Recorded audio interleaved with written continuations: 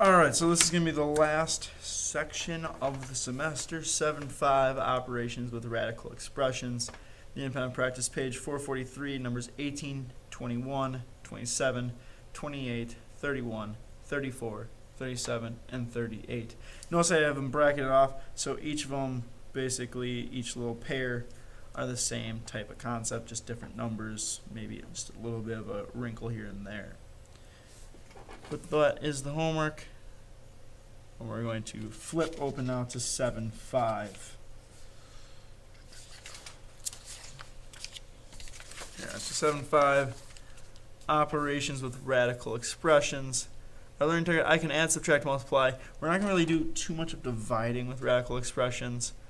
So I do have the stuff there, but we're not going to do too much of actually dividing radical expressions. Multiplying, the concepts are there. It'll be a little bit easier just to show you examples and talk it through during the examples. Addition and subtraction of radicals. I'm going to give you a quick example of that. There's a lot of little words here. But basically, say I have 4 times the square root of 3 plus 6 times the square root of 3. I can add the first two parts to get 10 times the square root of 3. That's okay. That's good. What I can't do is say I have 4 times the square root of 2 plus 6 times the square root of, say, 5. Right, so I have 10. What's going to be underneath the square root? Can we just take 2 and 5? We can't do that. It doesn't work out. So notice these need to be the same as well. They both have to be square roots for this to work out, or for where you can add and subtract them. We don't have to worry about anything with remembering conjugates. That's basically that. Let's go to some examples. So this first part, 1 and 2, right, this is kind of like where that number 1 for those examples were.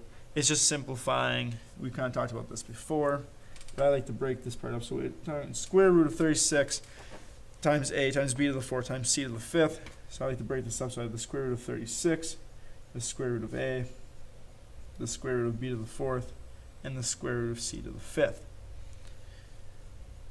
Square root of 36 is just 6, so I have 6. The square root of a, we can't do anything because it's not an even number. B to the 4th we can do. That's b squared, right? 4 divided by 2, b squared. C to the 5th, I can break this up into c to the 4th and just c. So the square root of c to the 4th and square root of c, which then we'll get c squared. And then I still have an a and a c left over underneath the square root. That would be my final answer. A lot of the simplifying is going to be just basically breaking down what's underneath square roots. How do you break?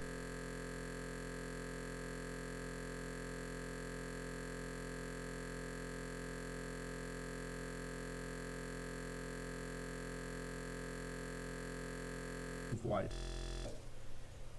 This is just 12 x to the 7th. Again, it's the square root, so we're trying to get even numbers. So I have the square root of x to the 6th times the square root of x. And for the y's, the square root of y to the 4th times just the square root of y. So y to the 6th, when I take the square root of that, I get x to the 3rd.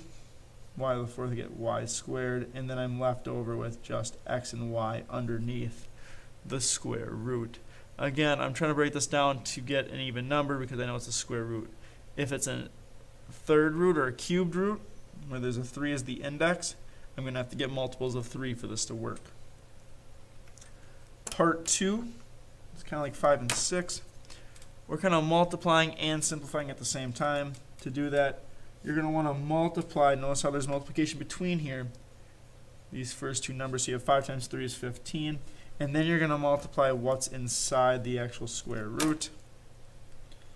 So 2 times 8 is 16. X times x is x squared. This is going to work out quite nicely. So I have 15 times the square root of 16 times x squared. So I have 15 times 4x, which is just 60x. So it breaks down quite nicely. Nicely. So there's 5. 6. So I have 4 times 1 is just 4. And then I'm going to multiply stuff inside the square root. So 5 times 125 is 625. A to the 5th times a to the 3rd. That's product of powers. You just add the powers together, so you have a to the 8th So you have 4 times the square root of 625 is just 25.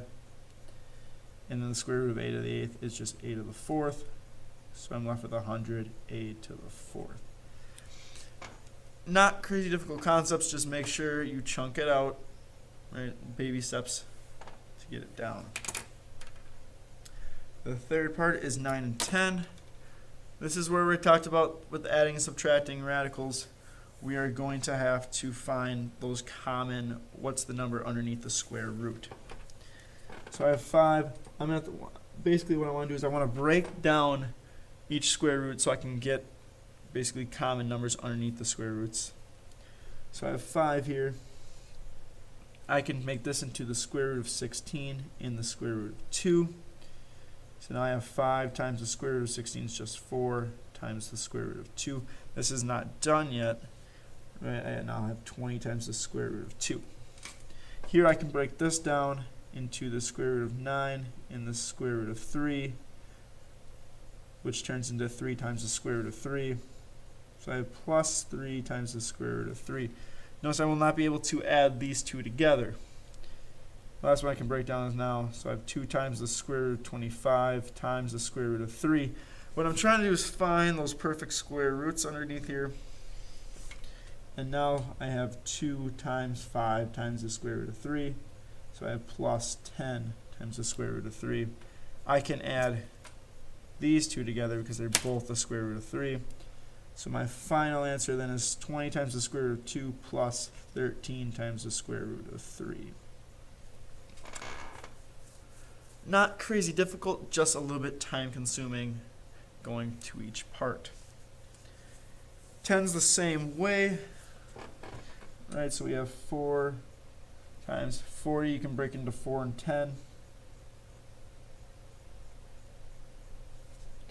Plus 3, I can break 28 into 7 and 4. Minus, now 200 I can break into 102. So now I have 4 times 2 times the square root of 10, plus 3 times 2 times the square root of 7, minus 10 times the square root of 2. I have 8 times the square root of 10, plus 6 times the square root of 7, minus 10 square root of 2.